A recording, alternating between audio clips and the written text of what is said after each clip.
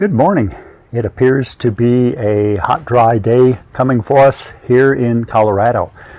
I have unfortunately not been back to Arkansas for a couple of months now due to this irritating thing I need to call work. But I'm here. I'm trying to stay as productive as I can in my extra time. About a week and a half ago, we had a microburst that blew through, and it ended up taking down my neighbor's silver maple tree, which was a little over 3 feet in diameter at the base. It turned out that the outside 3 inches was pretty intact all the way around, but the inside, at least on the bottom 4 feet, had been pretty much eaten up by carpenter ants and was hollowed out, so there wasn't a lot of structure there holding it. It fell into the street between their car and big camper motorhome.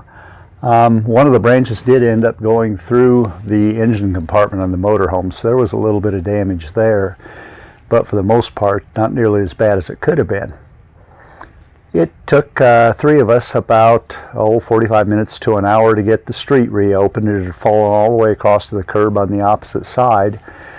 We got the street reopened and then spent the next day or day and a half trying to cut up the rest of the parts in order to be able to use them. So there ended up being a lot of firewood, and then also this log that I have behind me here.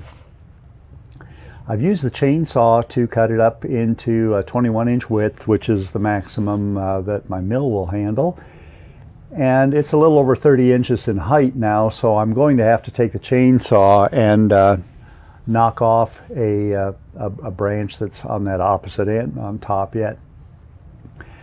I think the rest of it will fit through the mill. I'll have to take off the blade in order to get it there once I get the log loaded. So for the next, it'll probably take me next hour and a half to get that log loaded onto the mill. I checked the moisture content and it averages about 25%, and with the dimensions that I have and the dry weight of soft maple, I've calculated it to weigh about 1,700 pounds.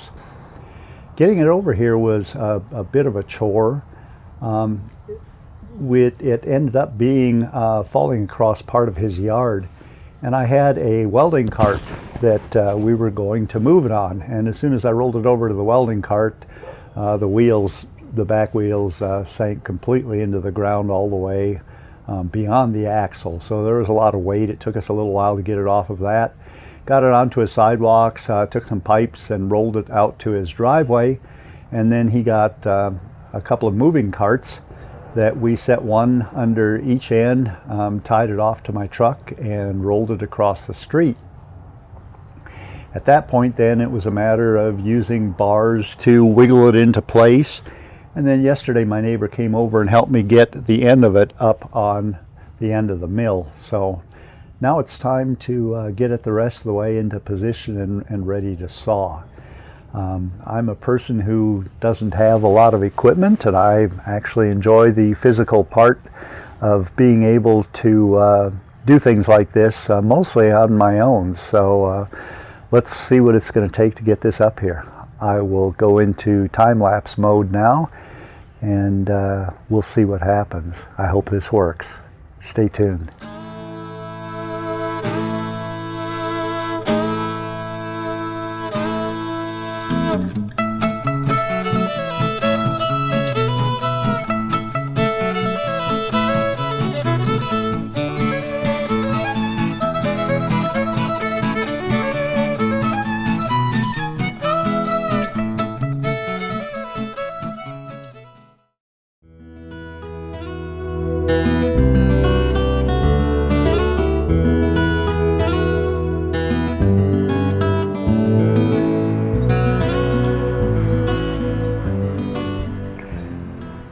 That was actually easier than I thought. Once I got it past that balance point, it slid right across the props that I had to keep it up off the bed. I was a little bit concerned that because of the weight of the log that I might pull my bed instead of the log to start with anyway.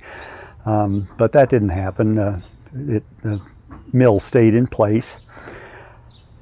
I'll get my rigging cleaned up, and I'll need to pull the blade off of the mill and get my chainsaw out and knock the top of that knot off so that I can get all the way on the other side of it. The blade that's in it now, I've been using it for a while, so it's getting kind of dull. It's not going to make a pretty cut anymore. But I want to go ahead and get this top slab knocked off of it and set aside, see if I want to do any more with that or just cut it up into firewood. But ready to start doing some sawing. Once I get this top slab off, I'll probably wait till late in the week to do any slicing, decide what I'm going to do with it. I'm going to make it both into 4/4 and 8/4 lumber, and then put it up to dry, let it dry for a year or two, and then figure out what the heck I'm going to do with it.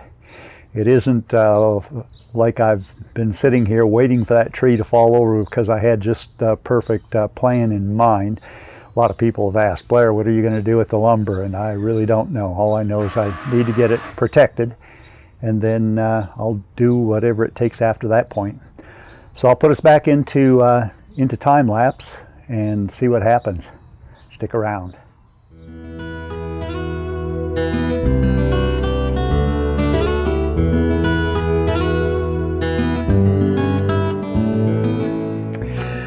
I've got everything set in place, clamped off, and ready to go. Since I am at the maximum height of the mill, I wouldn't be surprised to get a little bit of chatter, as I'm sawing through this. We'll see how it goes. I'll probably take it pretty slow, especially since I haven't got a real sharp blade on it. Let's give it a shot.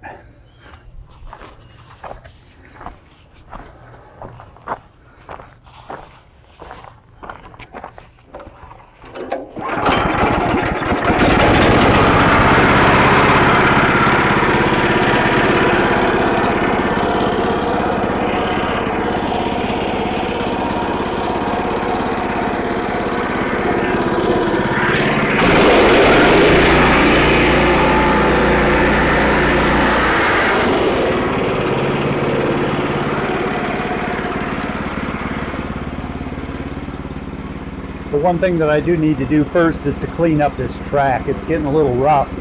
I've been cutting some green ponderosa pine on it, so the sap from that tends to collect the sawdust on the tops of these tracks. I'll be right back.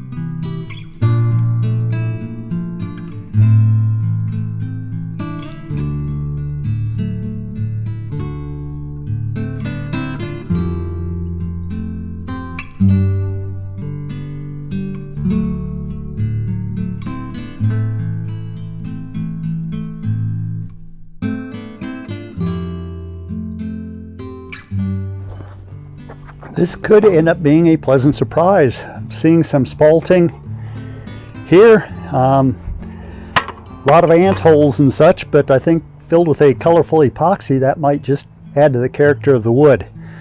Let me blow this off, wet it down, and then we'll take a look at it. I'll close out this episode saying thank you very much.